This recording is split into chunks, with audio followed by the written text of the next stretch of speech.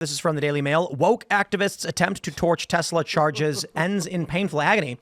A man accidentally set himself on fire when trying to burn down Tesla chargers to protest Elon Musk. Daily Mail, when you are burning down infrastructure, it is not protesting. It is terrorizing. Yep. Daniel Clark Pounder, 24, allegedly burned 3 Tesla chargers in a South Carolina parking lot and also apparently inadvertently set his clothes with Molotov cocktails on fire on March 7th. He spray painted in red, "Long live Ukraine" and F Trump on the pavement next to the charging stations. Okay, guys, why does this man, it's an honest question. Yeah. Guys, if you're listening, you're watching at home, comment. Why does this man care so much about Ukraine that he would commit felonies? But it's literally just anti-Trump. Yeah. It's whatever Trump is, whatever they perceive Trump as being for, they're against, and vice versa. So Trump doesn't support sending infinity money to Ukraine. So that means they support sending infinity money to Ukraine. So you're telling me stealing Jordans isn't a good act of protest? That is likely. Yeah, there's no actual real reason that he would care besides what Phil just said. They represent nothing. Yeah, zero. You know, it's fascinating to me Anti-souls. because I was talking about that punk rock band from 20 years ago, and it's not just one. I mean, how many punk bands are just aligned with the machine state and the military-industrial complex? Dude, my whole youth. Every one of I them. lost all my youth bands that I loved growing up. They're all no skills. The Defiant is not. Fair enough. And The Defiant. Johnny Rotten's not. Johnny Rotten is not. And yeah, what he said, the liberals became the annoying twats. Yeah. Shout out to Pete Parada, Dickie Barrett, and the crew over in the Defiant. They opposed the machine. They stood up for themselves. And I believe a couple guys in the bands are just friends of those and stood by their friends. And they have really great music. Dead Language is an instant hit. Wonderful band. But it's crazy that, you know, I was thinking about this because I got into a spat with this punk rocker recently. So when I was a kid, I listened to this band. I won't get into too much detail. Made a video about how I was disappointed in the direction that they went. They issued a response to me saying, here's what they think about you or whatever. I didn't read it. I don't care. And I was just thinking, like, man, to see, like, Rage Against the Machine, rage on behalf of the machine is kind of unsurprising because I never viewed them as real. But these punk bands were always in the gutter. And now they're in support of the military-industrial complex. Dropkick Murphy. How does that make sense? You come to me. If, you know, it's funny because...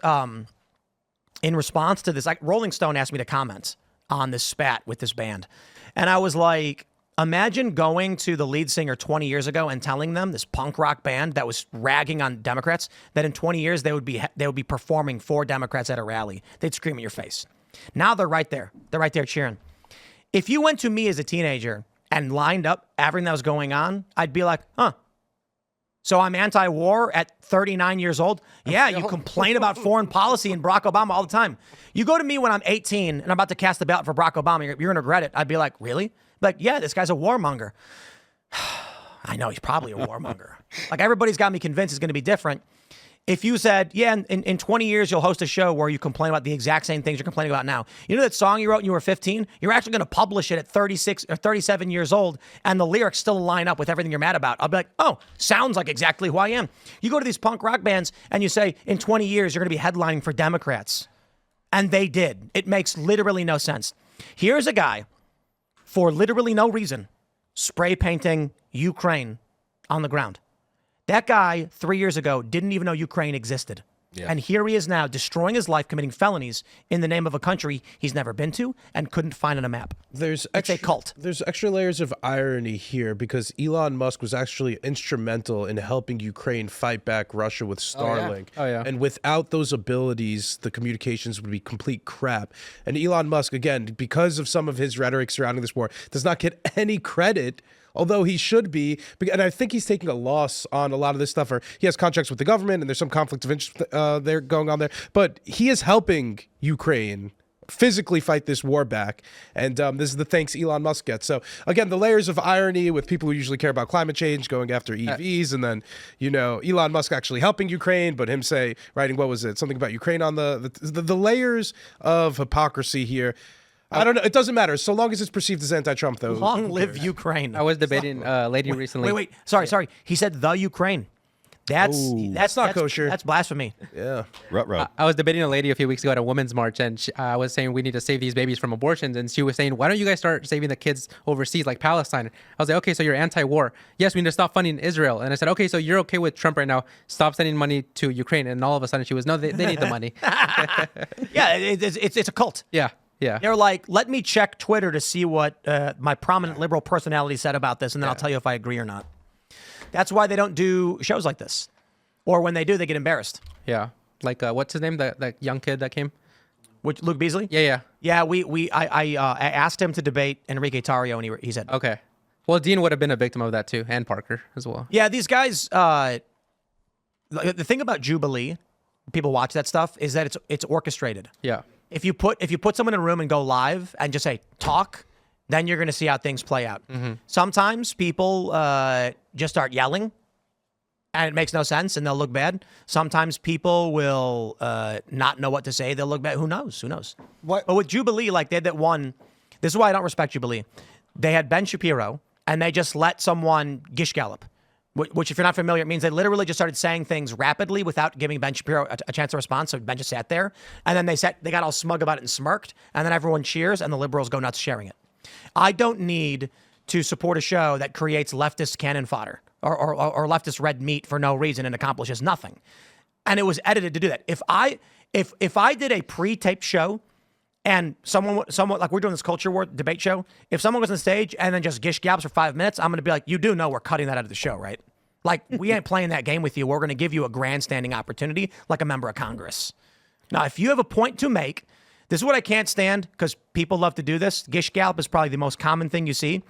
It's where someone will say, oh, yeah, well, Trump did X, Trump did Y, Trump did B. Nancy Pelosi said C. And then, you know what? When I'm talking about Joe Biden, and you're like, whoa.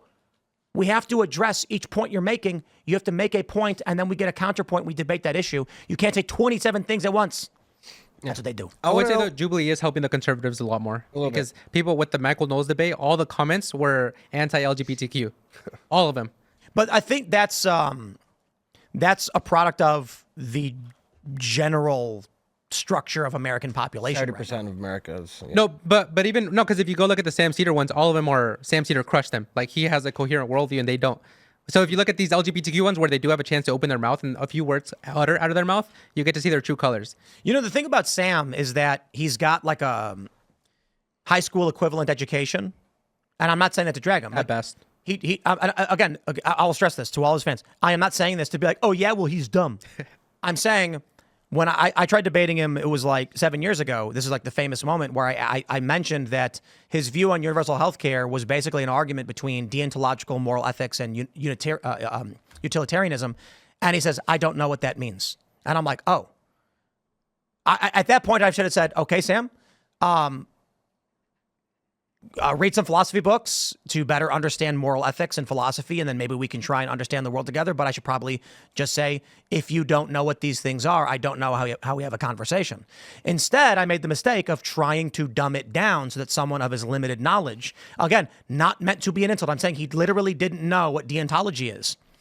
If I try to dumb it down so he can comprehend that, he started mocking it and making jokes about it. It's like, okay, so he literally can't comprehend, nor can he hold a serious conversation. And then I think you had the famous moment you asked him about consequentialism. Yeah, utilitarianism. Because what I established at the beginning was like, you gotta hear, when you hear this guy's show, all he does is just talk a bunch of smack. And he says, Trump is evil, conservatives are evil, religion is evil. But I asked him, on what basis? Is it a preference? He said, yes, it's a preference. He even admitted on his show after, it's all a preference. So if it's all a preference, if we take trans rights away, women's rights away, you have no problem with that. So anything he said after that was a self-contradiction. It was a self-refutation. So if you say it's all a preference and then you put it into the purview of morality, that's a self-refutation. Right. So he doesn't know what so if you have... He could not comprehend what you just said to me right now. Right. So the reason why this is important is if you have no system, if you say, oh, I'm just going to go with the flow, it's all arbitrary. It's all willing to change overnight. So if he says raping is wrong right now, tomorrow he could believe in rape. Well, yeah. This is a prominent liberal podcaster with millions of subscribers, and this is the world they inhabit. Right. A great example, David Pakman. He had a video. He's got so many. It's remarkable, and I think this is why Democrats are in complete and utter disarray right now. It said, Donald Trump threatens to wipe blue states off the map. This literally never happened. Donald Trump said in the midterms, you're going to be surprised. In fact, these blue states might get totally disappeared from the map. We know what he was saying. He was saying that they're going to turn red. Right. There will be no more blue states because they will be red. And David Pakman titles it, Trump threatens to wipe blue states off the map. And he gets 500,000 views from it. And these low IQ individuals, limited comprehension, are going, oh, whoa, and they watch it. I imagine a good portion is hate watching, though, but Sure. Yep. Is that why guys like Luke Beasley, like he's a pundit, he does a show, like he's supposed to be all knowledgeable and whatnot, and Enrique is just a dude who got sentenced sometimes and was living the life. Is that why he won't talk to Enrique? Luke Beasley will not debate Enrique Tarrio because Luke Beasley doesn't know anything about January 6th. And there's that extremely viral clip where I was yelling at him saying, you want to put people in prison without, and everything. And part of what I was saying, I misspoke on one. I said a guy without charge or trial. I meant without trial or bail. Some people have contested whether it's his administrative actions that are doing that. But so I was not even perfect in that regard. But he doesn't know anything at all. And we recently had on Culture War, we had Prime, who was debating Gibbs, and we were discussing Doge. Now this dude, Prime, he's a Twitch streamer. Fantastic. Liberal guy, we argued. I thought he was wrong. He pushed back. He argued why he thought he was right. And I said, okay, so now we're arguing about our interpretations of the Constitution, and this is an actual legal debate that neither of us are qualified to actually answer. We just have preference, worldview on how the courts should operate based on these provisions. I can respect his arguments. With all due respect to Luke Beasley, he would say things like, they should go to jail. And I'd go, why? And he goes, I don't know. You tell me. I'd be like, what? And he squint his eyes then. And yeah. He always squinted his eyes. And then whenever I cited examples of things to prove a point, he would say, stop giving me anecdotes. And it's like, I am literally citing instances in which a thing occurred. So all he really had was the talking points. The rhetoric. But that's it. Yeah. They have emotions. So what is your goal in debating a liberal, right? I mean this rhetorically. Are you trying to convince them? Are you trying to convince people who are watching? Okay. If you're trying to convince people who are smart, very little need be done. Do your best. Do a show like this. Smart people will say, sure. I respect that you're treating me with intelligence. If you're trying to convince the typical liberal, then what you need to do is make fun of them, because their reactions are entirely emotional and social orthodoxy based. So if you want to win a debate with Sam Cedar, you have to insult him. No matter what he says, you have to act like it's the stupidest thing anyone's ever said. That's how they debate. That's crazy. So if Sam says something like universal health care is a right, you'll be like, all right. This dude, you don't even know what rights are, dude. Oh, I can't believe you should be so stupid. Do you have any idea how stupid you look? And then what's going to happen is all the clips are going to go around and they're going to be like, oh, that was so dumb. I can't. But you make them look dumb and trigger their emotions. People on the right are going to be like, whatever. But that's the game. Yeah. Yep. So Yeah, I mean, everything off them is just emotions. I call it temporal myopia, right? So we make short-term decisions that are satisfying. So you can go raw dog 6 women right now, and I mean, you sacrifice the future. You sacrifice long-term results. So with these kids, I mean, for example, like when these leftists are pushing like all the gender dysphoria stuff, they don't actually care about the science. They say we have science on our side, but they dismiss the actual experts like Stephen Levine, Kenneth J. Zucker, Miriam Grossman. They dismiss the actual experts that were experts in gender dysphoria for decades, but they go with their own political agenda. You know what I like to do? And I'd be curious to see what the reaction you get from this is. So if I was going to debate like some leftist and they were like, I think we should give kids gender affirming care, I would say to them, oh, absolutely. Like 100%. Completely agree. Thank you. Because it's going to make a better future for us, right? And they say, yes. I'm like, I agree.